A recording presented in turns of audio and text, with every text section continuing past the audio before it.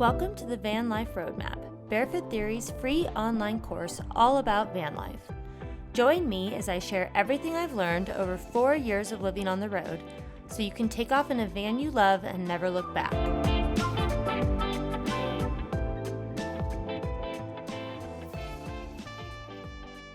A very common question I get is how to access internet on the road. Fortunately, there are several options for staying plugged in, and it's not really as difficult as you might think. In this lesson, I'm going to cover all the ways you can get internet on the road. Some travelers like to spend a lot of time off-grid, which is awesome and one of the many perks of van life. I like to use the time without phone service to turn everything off and connect with my environment. But I understand that it's good to know where and how you'll be able to get on the grid when you need to. If you're planning to work from the road, then knowing how to get online is an absolute necessity.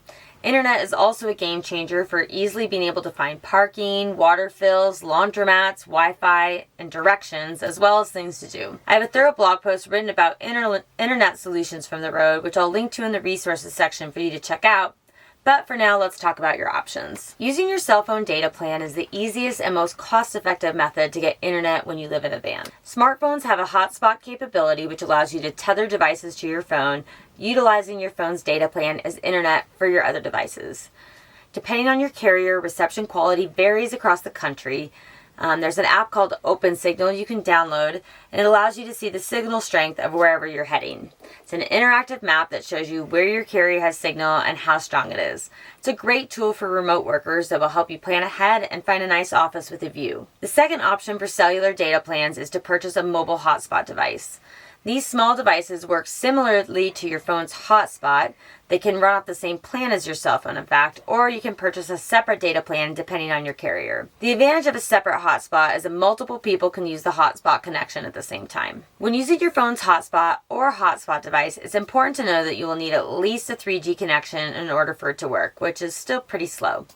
If you have less than 3G, you're honestly pretty much out of luck. So for added signal strength, there are a few cell signal boosters available for RVs, vans, and cars that boost the existing 1x, 3G, or LTE cell signal. These do not create a signal from nothing, so if you're in a no signal zone, it's not going to do anything for you.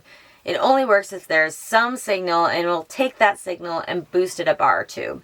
So, for instance, if you're at 3G, it might turn the signal into LTE. Weboost by Wilson Electronics is a popular signal booster that many people have success with. If you're interested, I suggest you contact the companies directly to ask about which product will be best for your rig before purchasing.